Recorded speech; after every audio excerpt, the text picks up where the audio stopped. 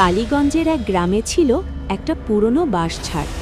গ্রামের মানুষ বলতো সূর্য ডোবার পর ওখানে গেলে কেউ একা ফিরে আসে না। রিঙ্কু, তোমার মতোই সাহসী ছেলে, এসব বিশ্বাস করত না। এক রাতে সে মোবাইল নিয়ে লাইভ করতে গেল, ভূত প্রমাণ করব। চারদিক কুয়াশা, বাঁশের ডগা হালকা হাওয়া লাগলে কট কট শব্দ করছে। রিঙ্কু লাইভে বলছে, দেখো কিছুই নাই, সব গুজব।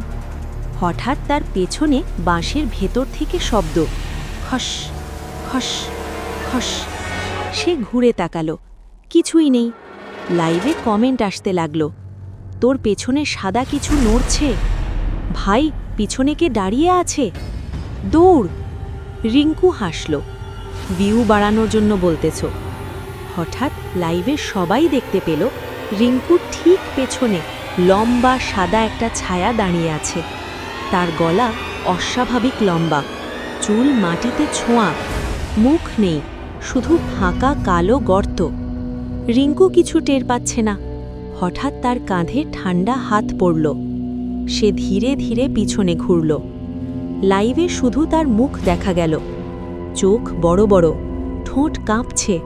সে ফিসফিস করে বলল, ও আমার কানের কাছে শ্বাস নিচ্ছে। হঠাৎ ক্যামেরা মাটিতে পড়ে গেল।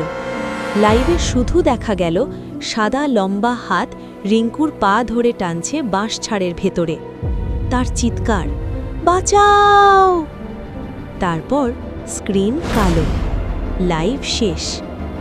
পরের দিন গ্রামের মানুষ বাঁশঝাড়ে গিয়ে দেখল মাটিতে মোবাইল পড়ে আছে, স্ক্রিনে এখনও লাইভের রেকর্ডিং চলছে।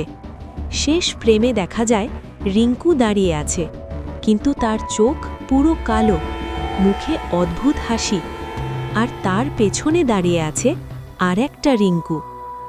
যে কেউ ওই লাইভ ভিডিওটা মাঝরাতে দেখলে তার মোবাইলের ক্যামেরায় হঠাৎ নিজের পেছনে সাদা ছায়া দেখা যায়, আর কানে ফিসফিস শোনা যায়, তোর পিছনে কে দাঁড়িয়ে আছে?